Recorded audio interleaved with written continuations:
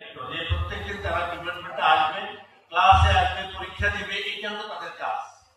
এই বিষয়টাকে আলাদা করে না দেখে যদি এই কাজের মধ্যেই ভাবি আমরা যদি এই ভোটটাকে যদি আলাদা হাইট না তুলে এটা আমাদের কাজের অংশ করে ফেলি, আমার মনে হয় আমাদের অনেক প্রবলেম এখানে সলভ হয়ে যাবে।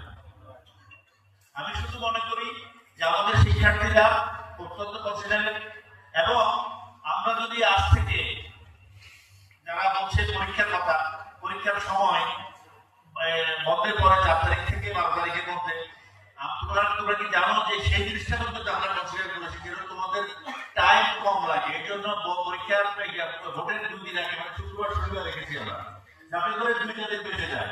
আর আমাদের ক্যালেন্ডারে উল্লেখ করা আছে যে ভোট এবং ভোটের পরের দিন এই 2 দিন বিশ্ববিদ্যালয়ের ক্লাস পরীক্ষা বন্ধ থাকে।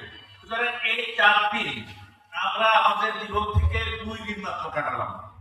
মানে এই 2 দিন তোমাদের কেন, তোমাদের আগামী দিনের জন্য এটা তোমাদের পুঁজি হলো, এই 2টা দিন তোমরা কম নিলা। আর এই কারণে যেহেতু আমরা নির্বাচনের স্কেডিউল দিয়েছি,